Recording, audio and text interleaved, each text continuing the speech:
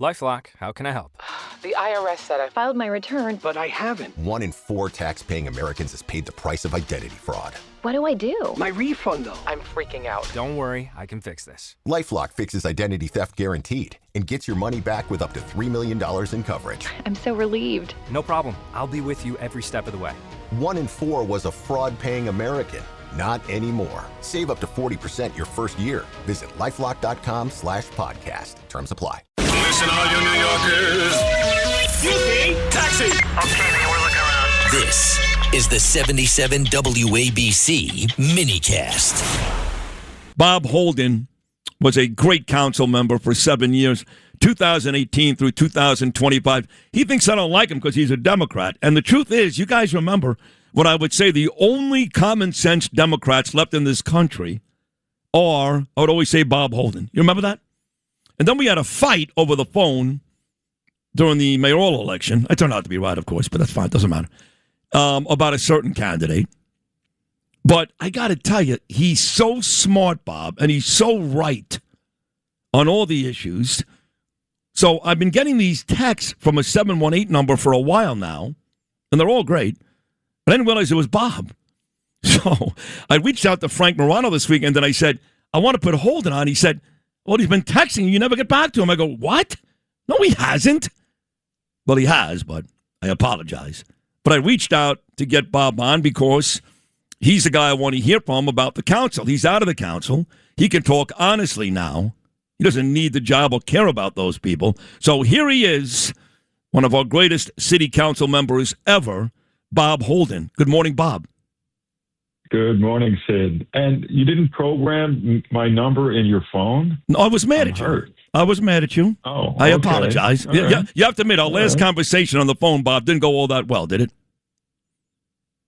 No, but it was, I'm a loyal person. You know that. Yes, so, yes. And I always speak what I feel. And that's what gets me in trouble sometimes, as you get in trouble. So, but we're honest.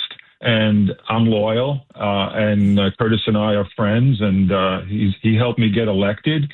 I've known him since 2001, and he's a good guy, and he's all New York, and certainly he deserved my support over Cuomo. I mean, Cuomo caused all the problems. I said to you on the phone that he caused all the problems that we're facing in New York now. So I didn't argue. That's why I stayed with. Curtis, and I get your point. Just like other Republicans actually went over, to the other side, to the dark side. But, as it turned out, it wouldn't have mattered anyway. 17 days before, though. Right, but not 17 months. After giving this guy 6 years every day.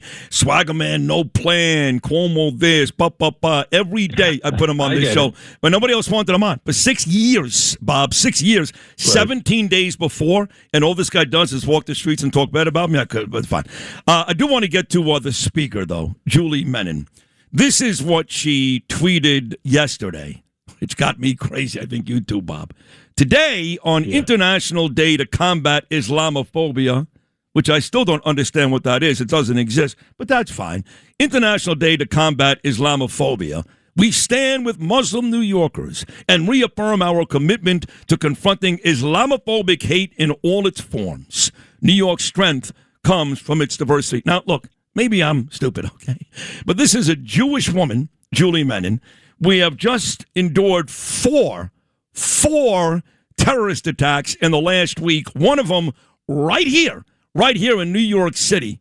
Can you explain to me, Bob Holden, why she constantly talks about this Islamophobia when America first and Jews are under attack daily in New York City?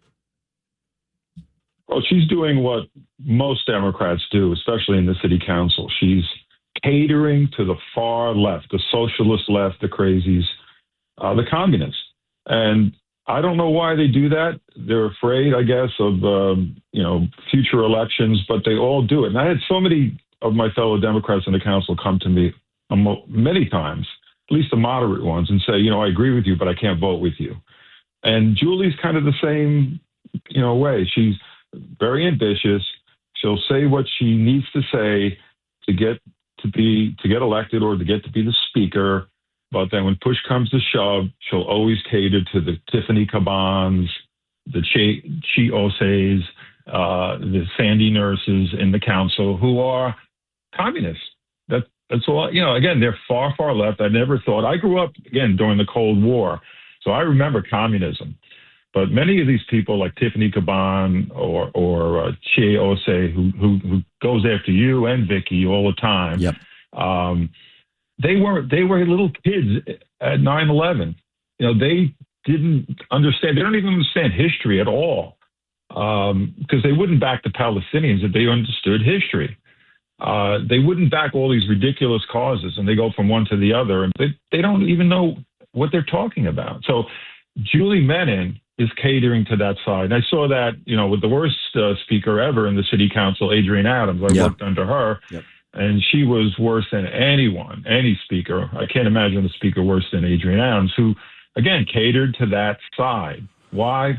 Again, it's beyond me. I will tell you this, Bob Holden, the great Bob Holden. I mean that sincerely. You're a terrific guy. Julie may be worse. I'm going to tell you why. And I even thought about this yesterday, because I was approached by a lot of council members, the ones you know are my friends, Bob, and others, even in Las Vegas. 2 council members stopped me and said, do me a favor, make sure Julie Menin wins, because Crystal Hudson is so far to the left. She's more like Adrienne. I said, okay, great. They go, plus she's Jewish. Okay. Here's why I think she's more dangerous than Adrienne or Crystal. Adrienne and Crystal, Bob, you know who they are. They don't try to hide it. They don't sugarcoat it. They don't lie to you. Here you've got Julie Menin. I'm Jewish. I'm going to put together an anti-Semitism force with Ina Vernikov, which she's never done. And all she does is spend her days and nights calling out people like me and Vicki Paladino for being Islamophobic, whatever that means. So I know it sounds crazy, Bob, but at least when I know the enemy, I can deal with that. But when somebody comes off like they're moderate, they love the Jews, they're going to be great, and it turns out they're not, I'm even more disappointed. But again, that's consistent, with who they are. It's not, they really don't care about issues. They care about popularity, who's backing them, what sounds good. It's never about the real issues and common sense. And that's Vicki Paladino says, she was a mom during 9/11. She remembers what happened.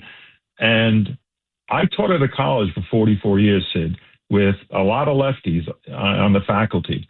And I remember right after 9/11, many of them were saying, we have to do something about, immigration, who's coming into our country. We have to start, let's edit this a little bit. And I couldn't believe what I was hearing from the far, far left. And then that dissipated very quickly. Within a few years, they forgot. And this is why, you see the young people who weren't alive or were very young. When Vicki and I were, we were parents. We remember we lost people in the Twin Towers. So that's why Vicki is saying what she feels. Free speech, First Amendment, basic. And that's why I'm disappointed in Julie Menin going after my friend Vicki, because Vicki speaks the truth. She's very popular in her district. She got elected in a landslide twice. And she's a great, great leader. But, again, her opinions are not in keeping with the far left. And that's why she gets in trouble. I love her, too. And it didn't take Julie long to embarrass her. See, I got angry with that, too. Julia just won, Bob. She just won. And she's addressing the whole group of these lunatics for the most part. And she goes right after Vicki, right after her. Took away some of her assignments, some of her committees. This was before they started this whole ridiculous censure process.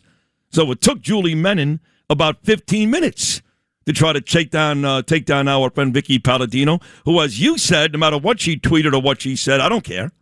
She is one of our great, strong leaders, and I would posit that she cares more about New York than anybody in that city council. Well, how about that? Yeah, and I agree. And again, it's just we had great hopes for Julie that she'd be fair.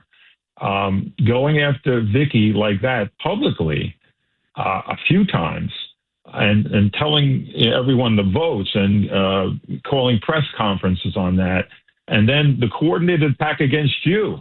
That, again, you saw how the left works. They call one another. The Democrats all get together. They never call me, but they get on the phone with each other and they say, let's go after Sid or let's go after Vicki. Let's do it publicly. And it's all at the same time. It is disgraceful.